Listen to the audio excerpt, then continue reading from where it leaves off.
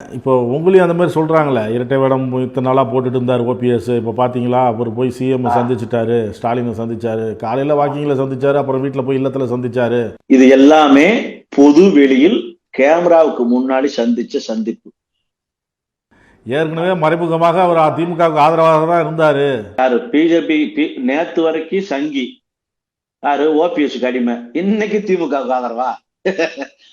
முதல்வரை சந்தித்த மறுகணமே அவருடைய பிம்பம். அவர் என்ன ஏங்க பொன்னையன் சொல்றாரு, ஓபிஎஸ் ஒரு ஆளா பொறுத்த கண்டுக்க வேண்டாம், அவர் பொட்டிக்குள்ள காரணம் கலைஞர் வசனத்தை படிச்சேன்னு சொன்னவர் வச்சுக்கிட்டு சட்டசபையிலேயே அந்த அளவுக்கு நம்பிக்கை இல்லாதவர் அப்படிங்கிறாரு. ஏற்கனவே அவர் சொல்லியிருக்கிறாரு. வந்து பொன்னையன் கேமராவுக்கு முன்னாடி ஒண்ணு பேசுவாரு, கேமராவுக்கு பின்னாடி ஒண்ணு பேசுவாரு.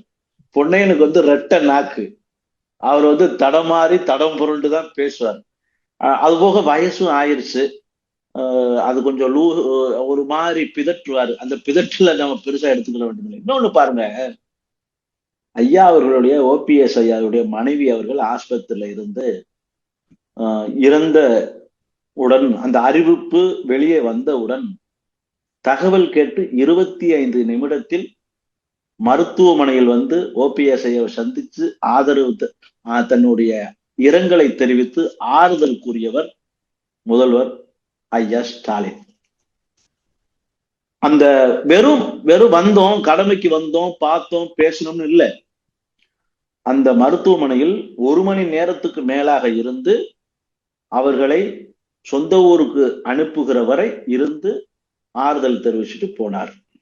சரி, 1 மாசம் கழித்தது, மீண்டும் சென்னைக்கு வந்தோம். 1 மாசம் கழிச்சு முதல்வரும் துணை முதல்வரும் நேரடியாக ஐயா ஓபிஎஸ் வீட்டுக்கு மீண்டும் தங்களுடைய இரங்கலையும் ஆறுதல்களையும் தெரிவித்தார்கள். இது மனிதாபிமான சந்திப்பு, மரியாதை நிமித்தமான சந்திப்பு.